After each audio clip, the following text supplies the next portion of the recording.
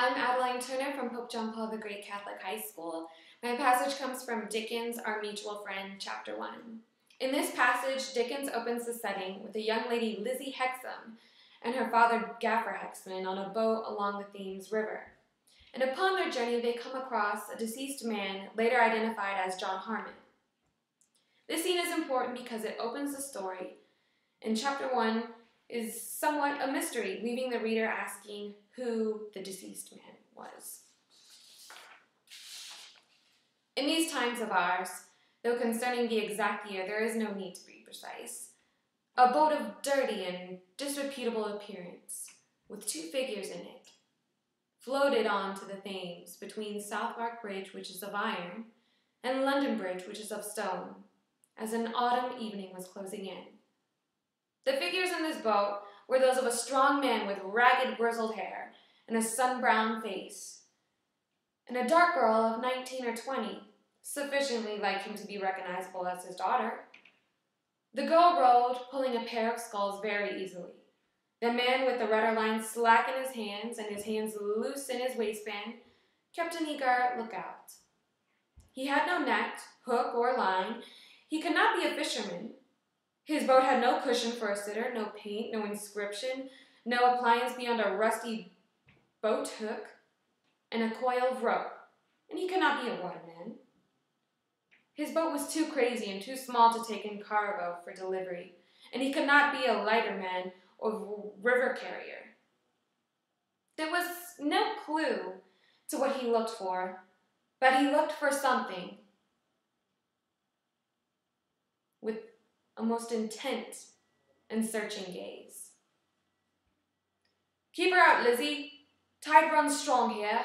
Keep her well afore the sweep of it." Trusting to the girl's skill and making no use of the rudder, he eyed the coming tide with an absorbed attention. So the girl eyed him. But it happened now that a slant of light from the setting sun glanced into the bottom of the boat, and touching a rotten stain there which bore some resemblance to the outline of a muffled human form, colored it as though with diluted blood. This caught the girl's eye, and she shivered. "What ails you?" said the man, immediately aware of it, though so intent on the advancing waters. "I see nothing afloat." Until now, the boat had barely held her own, and had hovered about one spot, but now the banks changed swiftly, and the deepening shadows and the kindling lights of London Bridge were past, and the tires of shipping lay on either hand. It was not until now that the upper half of the man came back into the boat. His arms were wet and dirty, and he washed them over the side. In his right hand he held something, and he washed that in the river too. It was money. He chinked it once, and he blew upon it once, and he spat upon it once. "For luck," he hoarsely said, before he put it in his pocket. "Lizzie!" The girl turned her face towards him with a start, and rowed in silence. Her face was very pale. "Take that thing off your face." She put it back. "Here, and give me a hold of the sculls. I'll take the rest of the spell." No, Father, I can't indeed. Father, I cannot sit so near it." He was moving towards her to change places, but her terrified expostulation stopped, and he resumed his seat.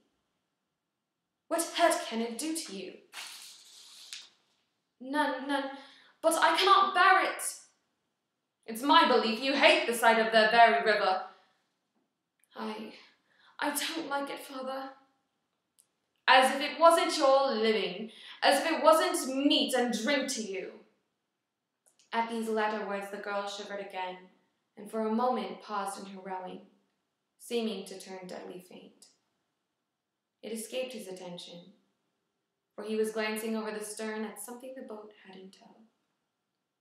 "How can you be so thankless to your best friend, Lizzie? The very fire that warmed you when you were a babby was picked out from the river alongside the coal barges. The very basket you slept in, the tide washed ashore. The very rockers that I put upon the make a cradle of it, I cut out of a piece of wood that drifted from some ship or another. Lizzie took her right hand from the skull it held, and held it out loving towards him.